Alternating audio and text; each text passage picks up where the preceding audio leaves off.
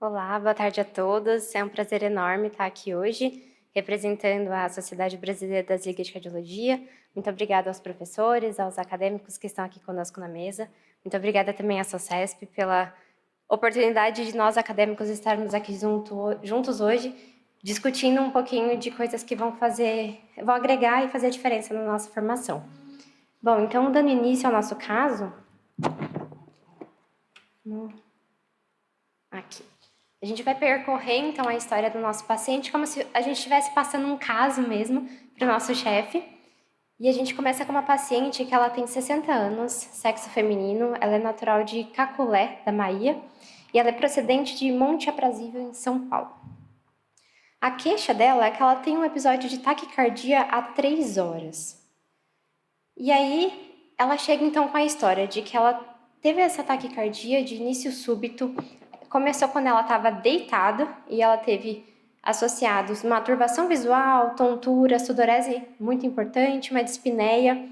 Ela evoluiu com perda de consciência também. Ela foi socorrida em casa por um serviço de emergência móvel da cidade dela e eles a levaram para um hospital de referência para o setor de emergência. Essa paciente ela é hipertensa, ela está em uso de enalapril, 20 mg ao dia. Ela também tem diabetes mellitus 2, ela está em uso de metformina, 1.500 mg ao dia. E ela tem uma sorologia positiva para Chagas. No eco dela, a fração de ejeção é de 50%, o átrio esquerdo ele tem 42 milímetros e ela tem uma disfunção ventricular discreta também. Na família, ela tem uma irmã também com Chagas, um irmão que morreu subitamente aos 65 anos. Os sinais vitais dela é uma PA de 70/40, a frequência cardíaca dela é de 155 batimentos por minuto e ela está saturando 93%. Então, a gente vai começar a entender um pouquinho melhor esse Júlia, caso, né? Perdão. Não mostra o eletro ainda não, fazendo favor. Tá bom. Eu queria... Bom, a gente está diante de um caso de uma senhora, né, com os antecedentes uma hipertensão, diabetes e tem uma doença de Chagas com uma disfunção discreta. E ela abre um quadro de uma taquicardia de início súbito, né, e acompanhada de todos aqueles pródromos que ela estava de mal-estar, sudorese e tudo mais, né? E realmente ela chegou na emergência com esses sinais vitais. Então, quer dizer, 7/4, uma paciente tendendo a instabilidade hemodinâmica, uma frequência cardíaca de 155 e saturando 93%. Diante desse início de história, Gabriel, Rafaela, vocês gostariam de alguma pergunta? Oi. Acho que o importante aqui é a gente perceber o estado de instabilidade da paciente, né? Então, a gente nota alguns sinais de instabilidade mesmo da história. Ela está com dispneia, por exemplo, talvez alguns sintomas de baixo débito, abaixamento do nível de consciência. Então, nesse caso, tem que pensar no CIMOV, né? Que é o MOV, tipo, monitorizar o oxigênio se necessário e as veias, né? Para a gente ter os acessos venosos. Então, essa é uma primeira abordagem com relação a esse paciente. Claro, ter o eletro o mais rápido possível para saber o que está acontecendo, né? E a partir do eletro, tomar uma conduta, né? Quer falar alguma coisa? Fala.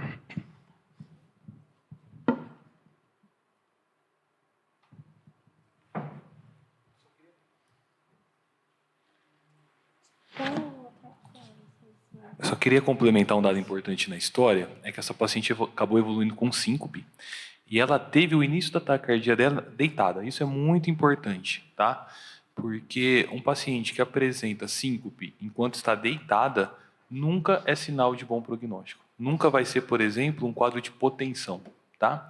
Nunca vai ser um quadro vasovagal. Então, esse é um dado que me chama muita atenção na história clínica dela.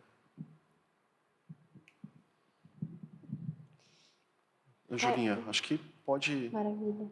Peraí, alguém gostaria de fazer alguma pergunta? Porque a ideia é que a gente seja bem interativo, tá? Isso aqui não é nada muito formal. Gostaria que vocês participassem, fiquem bem à vontade para questionar. E, aproveitem o Thiago aqui, tá? Um grande arritmologista, eletrofisiologista, é o homem que enxerga a onda P onde a gente não vê. Tá? Então, aproveitem. Quem tiver dúvida também pode levantar a mão que a gente leva o microfone, tá? Bom, então a gente tem uma paciente que ela chegou um pouquinho instável e vamos começar então essa investigação dela, como os meninos falaram, pelo eletrocardiograma. E aí, esse é o primeiro eletro dela. Algum dos meninos gostaria de comentar para a gente começar a discutir? Eu acho que no primeiro momento a gente consegue perceber que está taquicárdico, o QRS está alargado, e aí a gente não percebe presença de onda P, no primeiro momento. A gente pode observar também pelo critério de Verheyen vindo da derivação VR que está positivo, que é grande indicativo de ser uma origem mais inferior. Também as derivações inferiores, como D3, D2, D3 e AVF, também são indicativas de que essa estimulação está mais na área inferior, então sugestivo de uma taquicardia ventricular. A gente também tem outros critérios, você quer complementar? Posso falar assim, sobre um critério brasileiro também que a gente pode colocar ali, é sobre o critério de Santos, que ele é bem útil e facilita a vida, porque ele é fácil de aplicar, né? Ele é conhecido como critério 12 e 16, ele avalia as derivações D1, D2, e V1 e V6, tentando procurar uma negatividade, né?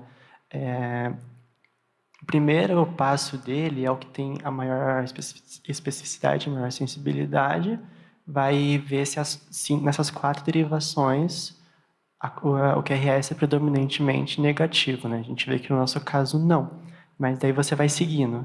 A próxima pergunta é, então 3 das 4 são? Ou a próxima, né? 2 das 4 são, só que tem um detalhe, né? Que se você tiver 2 das 4 negativas, uma delas tem que ser D1 ou V6, que é o nosso caso. Então, a gente está ali com o V6 predominantemente negativo. Então, a gente já pode ir com uma suspeita bem grande de taquicardia ventricular nesse paciente. Mas só uma coisa que eu queria falar antes, mais para questão prática, assim, que frente a um paciente instável hemodinamicamente, com um eletro, com uma taquiarritmia desse jeito, num ritmo não sinusal, importante, às vezes perdeu, entre aspas, perder tempo tentando distinguir se é uma taquicardia ventricular ou uma taquicardia supraventricular com aberrância de condução possa não ser tão produtivo, porque a conduta não vai mudar, né? Então, esse é um ponto importante que está em algumas diretrizes. Só que tem um detalhe importante, né? Se essa taquicardia for sinusal, né? Então, você tem que excluir isso, né? Se ela for sinusal, você vai procurar a causa de base, você não vai chocar o paciente que tá com ritmo sinusal. Então, acho que é isso que eu queria falar. Não, perfeito. Agora, eu queria questionar o Tiago. Né? Então, a gente está falando de novo. Eu vou voltar lá nos antecedentes. Então, é uma senhora hipertensa, diabética, poxa, fatores de risco para coronariopatia. Né? Todos concordam com isso. Qual que é a idade dela mesmo, Júlio? 66 anos. A mulher acima de 65 anos, outro fator de risco para coronariopatia. Só que ela tem doença de Chagas, Chagas positivo, e ela tem aí uma disfunção discreta do VE. Se Tiago, se qualquer um de nós tivermos uma emergência e chegar uma paciente dessa, tá? Claro que o Gabriel já pegou e foi brilhante. A gente não tem que ficar elucubrando muito, é ir lá e cardioverter, tá instável, né, no caso. Mas, poxa, eu quero raciocinar, eu quero fazer ciência. Se eu pegar esse eletro aqui, qual a chance de eu acertar de falar que é TV diante de uma paciente que já tem Chagas? Perfeito. Na verdade, no chagásico, a chance é maior do que 95%, tá? O que acontece mas um outro dado interessante é que independente do paciente é cardiopata ou não, a chance de uma taquicardia de QRS largo ser taquicardia ventricular na emergência é em torno de 85%. E a gente tende sempre a considerar o que é menos grave, tá? Então, na dúvida, trate como TV. Se está instável, mais ainda, tá? Não perca muito tempo. Vamos discutir depois quais os critérios, se é ou não é. Mas, na dúvida, trate sempre como taquicardia ventricular. Eu não vou acrescentar em relação aos critérios, vocês explicaram brilhantemente. O AVR é hoje um critério muito utilizado, a gente vai ver também mais para frente. Mas o Brugada também é hoje ainda o mais utilizado. E os critérios ajudam muito, tá? Mas lembrando que eles falham, às vezes, em algumas situações. Durante a instabilidade, sempre cardioverta o paciente. Perfeito. Então, com tudo isso que foi falado, né, e que foi brilhantemente trazido pelos colegas, De acordo com o eletro, vocês acham que a gente consegue fechar um diagnóstico para esse paciente de TV mesmo? Ou a gente ainda fica em dúvida? Acho que talvez alguém do Ó, público gostaria de Ó, comentar? vamos fazer o seguinte, antes de ouvi-los, quem fica como TV, levanta a mão fazendo favor. Pode levantar, gente. 3 pessoas? Ó, eu levanto, Levanta a ó. mão, gente. Quem fica? Chagásica, eu trataria como TV. Cardioverteria essa paciente, claro, isso é indiscutível, mas trataria como TV. Alguém talvez pensaria que fosse uma taquicardia supraventricular com aberrância? Difícil, né, gente? Até porque os critérios estão todos caminhando para a TV mesmo. Taquicardia por pré-excitação, a gente pensar aí talvez numa antidrômica, né? Mas assim, né, Tiago? Mas eu acho que... O que você acha, Tiago? A taquicardia pré-excitada, que a gente chama de taquicardia antidrômica, né, quando é uma das formas de taquicardia pré-excitada, que é a do Wolff-Parkinson-White, é o diagnóstico diferencial muito importante no paciente com taquicardia de QRS largo. Existe até um critério, que também é um critério criado pelo Brugada, para diferenciar um ou outro, mas ainda, quando você não fecha os critérios para TV, ainda pode ser TV. Tá? Então, ele é um diagnóstico muito, muito difícil, tá? Mas se você for considerar todos os critérios, né, e a história clínica, que é muito importante, a gente acaba, né, realmente optando pela opção B mesmo, né? Desculpa, a opção A, taquicardia ventricular, tá bom? Tiago, em relação a D de dado, taquicardia sinusal e BRD. Poxa, eu não Sim. estou vendo onda P. A gente não vê onda P nesse Não eletro. vê onda P. Mas Não. que tipo de manobra que eu poderia fazer para ver? Porque assim, Sim. a paciente está instável. Sim. Eu não vou poder administrar uma adenosina no paciente Não pode dessa, administrar, pra PRR. não pode administrar uma adenosina, a gente não pode fazer manobra vagal, a gente não pode fazer drogas, por exemplo, como beta-bloqueadores, amiodarona, tá? Então, realmente, a gente não tem muitas opções de como fazer um diagnóstico mais preciso. Você desconfia de taquicardia sinusal nesse caso quando você cardioverte o paciente e não há uma mudança para o ritmo sinusal. Isso daí é comum acontecer nas emergências, tá? Mas ali, nitidamente, quando você olha a parede inferior, olha a V1, onde a onda P geralmente é mais visível, né, na taquicardia sinusal, a gente não encontra realmente nenhuma evidência ali de onda P, nem onda P dissociada, inclusive, que é o único critério que fecha diagnóstico de TV é dissociação atrioventricular, quando você tem mais QRS e uma onda P perdida em algum lugar, tá? A gente não encontrou nesse eletro, tá bom? Apesar de ele ser muito sugestivo de taquicardia ventricular. Eu acho que nesse cenário, Gabriel e Rafaela, né, podem concordar que a gente está diante de uma paciente que está instável hemodinamicamente, né, e para uma paciente estar com uma frequência cardíaca e compensatória de uma instabilidade, quais seriam os possíveis diagnósticos para ela? Vocês pensariam? Você fala no caso se fosse Se a sinusal. gente encarasse como uma taquicardia sinusal, poxa, ela está com 155 de sinusal, né, e ela está instável. E essa sinusal, então, a gente está encarando isso que é reflexa, né, é compensatória. O que ela teria que apresentar, que tipo de choque ela teria que ter para justificar isso? Bom, O principal que a gente pensaria. eu diria que o principal seria algum choque obstrutivo, provavelmente secundário a um tromboembolismo pulmonar ou algo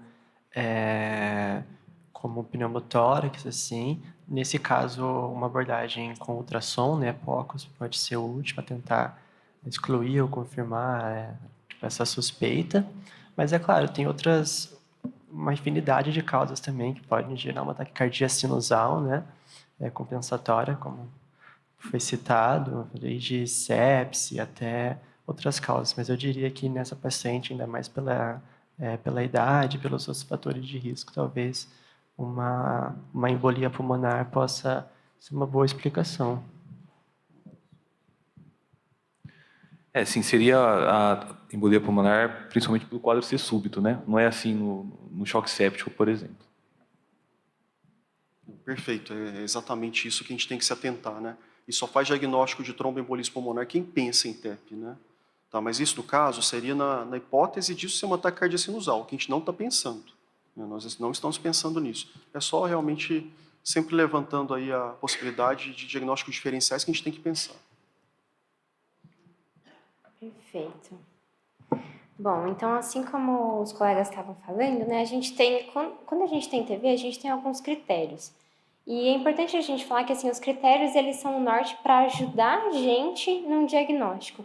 Mas o critério por si só, ele não exclui. A gente ainda precisa olhar para o nosso paciente para entender se aquilo que, mesmo ele preenchendo os critérios, né, ele ainda assim é isso e a gente pode seguir. Apesar da conduta não exatamente mudar. No nosso caso, do nosso paciente, os critérios de Brugada, ele acaba fechando, porque ele tem na questão da morfologia, né, da onda, a gente depois vai retomar aqui o eletro dele, mas as ondas de V1, V2 e V6 ali, e também no de Verec, que ele acaba olhando mais para o AVR, né, isso é uma coisa que diferencia ele do Brugada, justamente pela questão da onda R. Até gostaria de perguntar, doutor Tiago, o senhor gostaria assim, de detalhar um pouco mais os critérios para a gente chamar a atenção? Os critérios de Brugada, quando a gente tem um critério positivo, a gente já fecha como taquicardia ventricular. Então, ausência de RS de V1 a V6, o intervalo R até S, né, a base, maior que 100 milissegundos em qualquer derivação precordial, a dissociação atrioventricular que eu já comentei, e os critérios morfológicos que é difícil a gente lembrar sempre de cabeça. Mas no caso dela, o que fecha é a R ampla em V1 e o QS em V6, tá? Dos critérios morfológicos. Em AVR, os critérios de Verec, a gente só usa AVR. Quando a gente já tem um R positivo, né, inicialmente, como ela já comentou, a gente já... Pode ser. A gente já tem o diagnóstico fechado como taquicardia ventricular, tá? Aqui. Pode passar? Vai aparecer aqui. Isso. Aqui, isso é R monofásico, como o doutor falou. Quer que eu comente esse daqui também? Pode Esse ser. daqui é o critério que eu comentei previamente, da gente diagnosticar a TV de taquicardia pré-excitada, né? É um critério pouco conhecido, mas quando a gente tem dúvida, vale usar. No caso dessa paciente, fecha também como TV pela presença de um QRS predominante negativo em alguma derivação de V4 até V6, tá? Mas quando a gente ainda não fecha nenhum dos critérios, e, por exemplo, a dissociação atrioventricular também é um dos critérios que está presente no Brugada, ainda é possível que seja taquicardia pré-excitada, mas ainda 25% desses pacientes, pode ter taquicardia ventricular. A gente podia passar para frente, Júlia, até pelo tempo, para a gente mostrar. Tá vendo? Então, pode passar para frente também, Júlia. Pode mostrar? Aqui aplicando os critérios. Isso, né, aqui a gente aplica os critérios claramente. Vocês queriam comentar alguma coisa?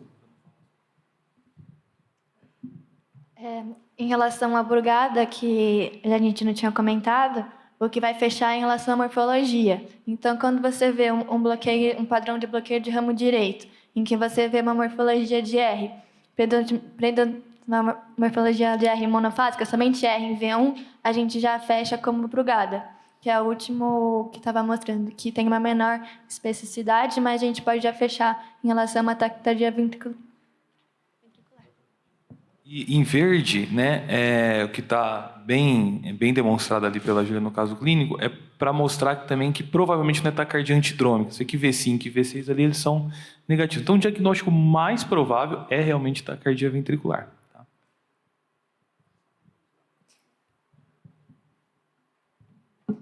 Certo. Então, uma vez que a gente tem a TV, acho que a gente até já acabou comentando, Isso, sempre eu acho que todo mundo, né, Júlia, concorda que aqui é cardioversão elétrica, né, não gente? tem nem muita dúvida. Todo mundo, o Gabriel já falou isso de cara, né, Gabriel? De cara já falou isso, né? E isso é realmente, paciente com taquicardia instável, taquiarritmia instável, é igual a cardioversão elétrica. O comentário do Gabriel foi muito feliz, né? Existe um momento do tratamento e um momento depois da gente fazer o diagnóstico, fazer ciência, tá? Então, não há dúvida aqui que uma paciente instável com uma taquicardia de QRS larga, a gente precisa primeiro restabelecer o ritmo sinusal dessa paciente. Mas, tô com uma dúvida. Essa paciente está lá comigo, ela tem esse eletro, a gente caracterizou que é uma TV, mas ela está estável. Ela está estável. E aí? Faça mildarona? O que vocês acham? Bom, num paciente estável, a gente já pode ir para uma abordagem farmacológica, né? Então, sou um pouco mais conservador com esse antiarrítmico, que é a conduta preconizada. Mas só uma coisa que eu queria comentar sobre a cardioversão elétrica, que eu acho que vocês podem me complementar sobre alguns cuidados que devem ser tomados, né? Primeiro que é o procedimento com sedação e analgesia. Então, tomar cuidado com algumas drogas que podem ser cardiodepressoras, né? Você aplicar uma droga nessa mulher que está com uma fração de ejeção bem baixa, né? Pode acabar descompensando de alguma outra forma. E também, uma coisa que a gente não comentou, mas pode ser importante, que nesse caso, o RE é regular, então a gente pode ir para uma abordagem sincronizada. Mas se for, por exemplo, uma TV polimórfica, aí a gente já muda a abordagem, a gente vai para uma fibrilação, né? Então, só algumas coisas que eu queria comentar, né? Tipo, de novo, expandindo um pouco o raciocínio. Mas com relação ao paciente estável, a gente pode sim ir para uma abordagem farmacológica.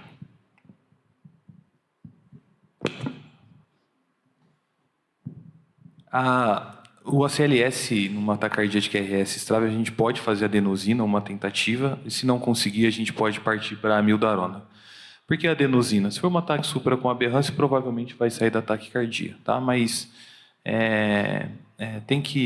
a gente tem que sempre lembrar muito bem dos critérios de estabilidade. Nesse caso, é a cardioversão elétrica mesmo, tá? Perfeito. E até mesmo, então, justamente a cardioversão que é trazido pelos guidelines, né? O último, que foi o de 2022, é justamente essa indicação, a cardioversão elétrica como o tratamento de primeira linha para pacientes que têm a TV monomórfica sustentada, tolerada, desde que o risco anestésico ou de sedação ele seja baixo. E aí depois, então, da cardioversão, nós temos um novo eletrocardiograma, e aí agora a gente consegue ver uma outra questão que deixa a gente em dúvida sobre essa TV. E aí fica o questionamento, é de fato uma TV, não é uma TV? O Rafa, quer comentar? Posso comentar. A gente vê que o ritmo não é sinusal por ter onda negativa em D2, e a gente,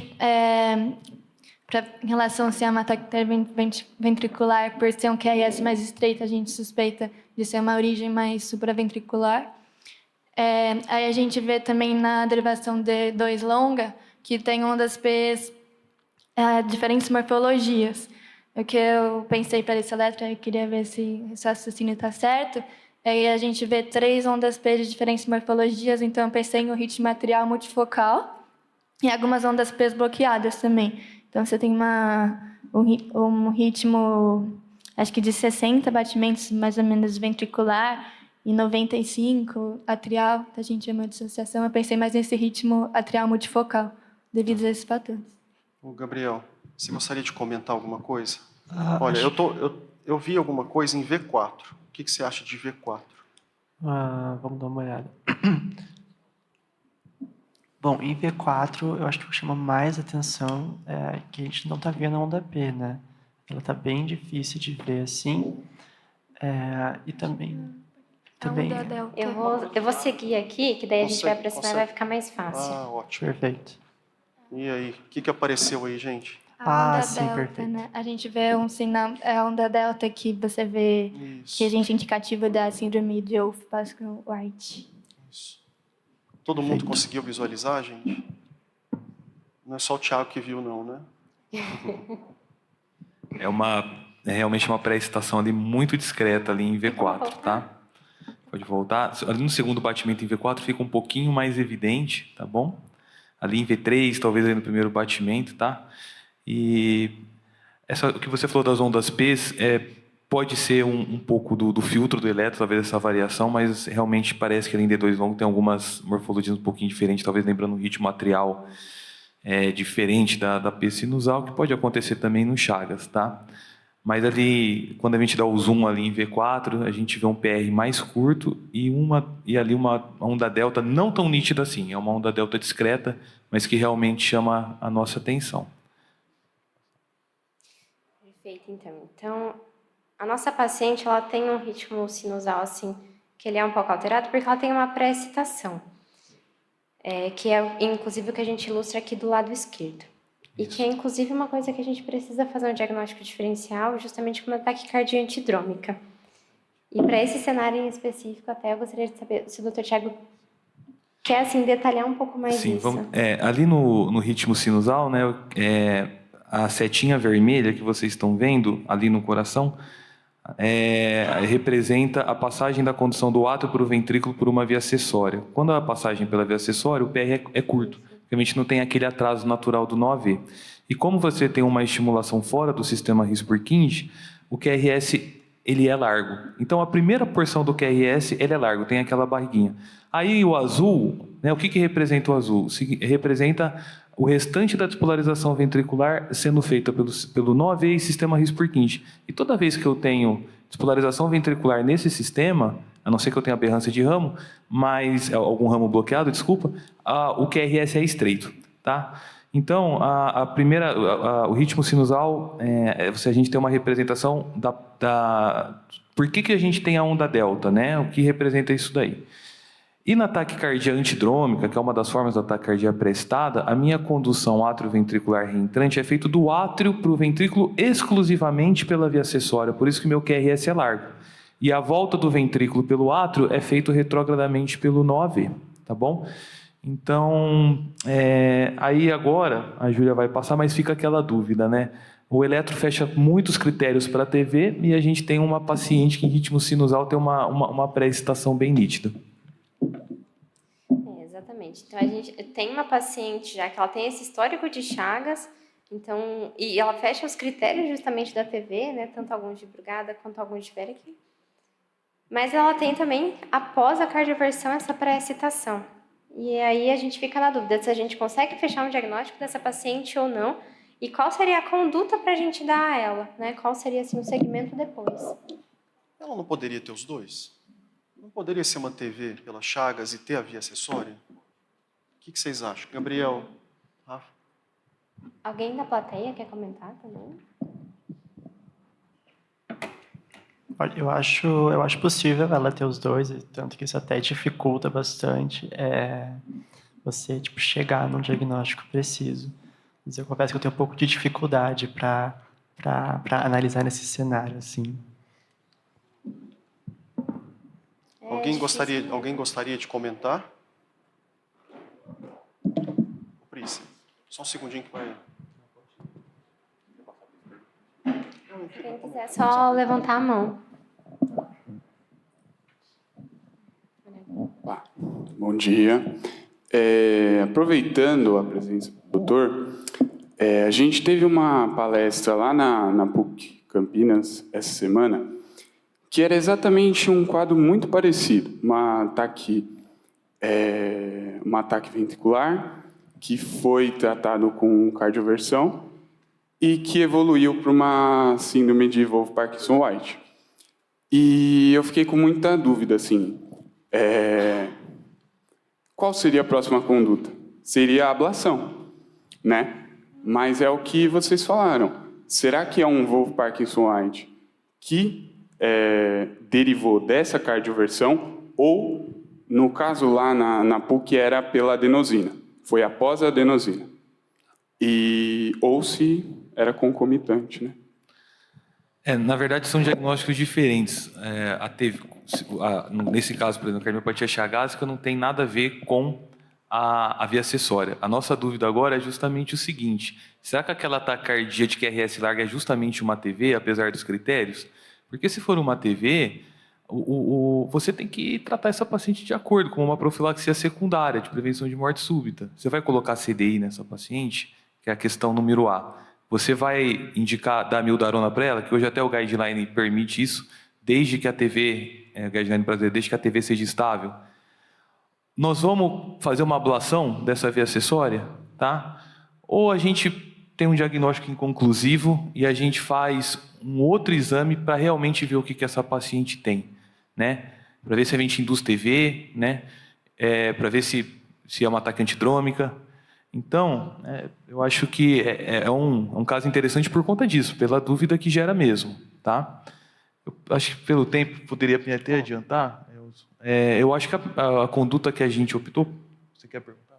Não, eu gostaria só de uma pergunta, porque eu acho que é importante para todo mundo. A gente está numa dúvida, poxa, será que são 2 quadros concomitantes? Será que ela fez realmente uma TV, isso associado a chagas ou a isquemia? Ou será que tudo foi associado a uma via acessória que ela tem, pelo Wolff Parkinson White?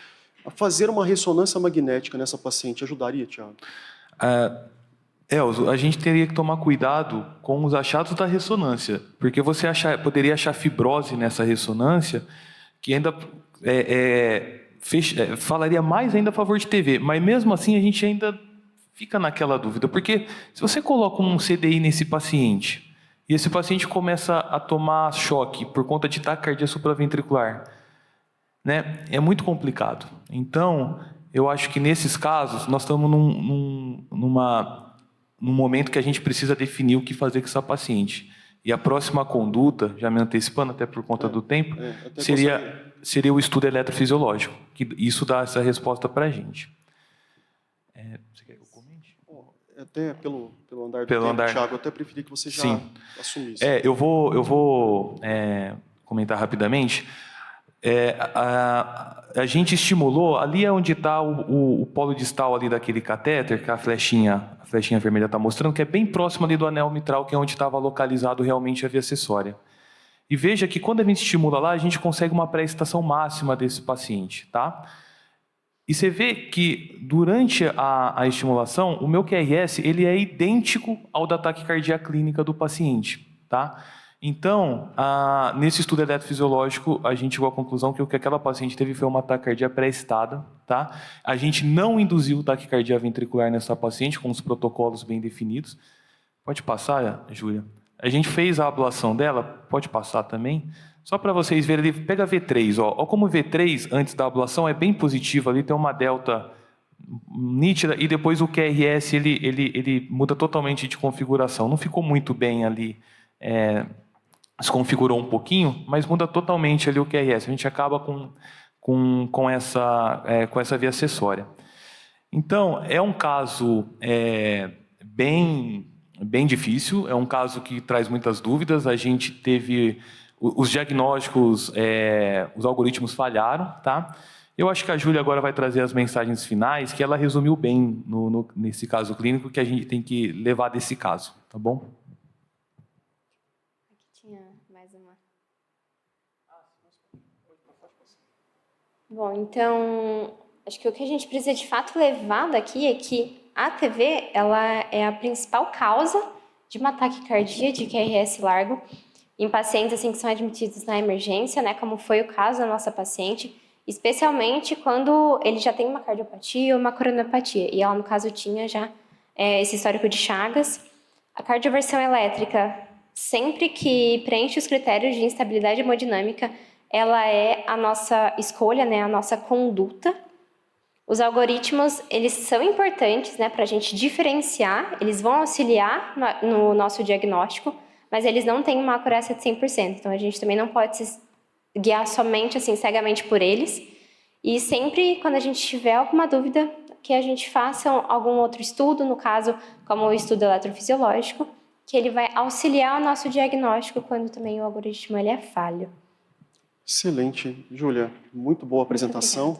Eu agradeço o Gabriel, a Rafaela, o Tiago, que trouxe aí um grande conhecimento para todos nós. Tenho certeza que todo mundo sai daqui com uma bagagem um pouco maior.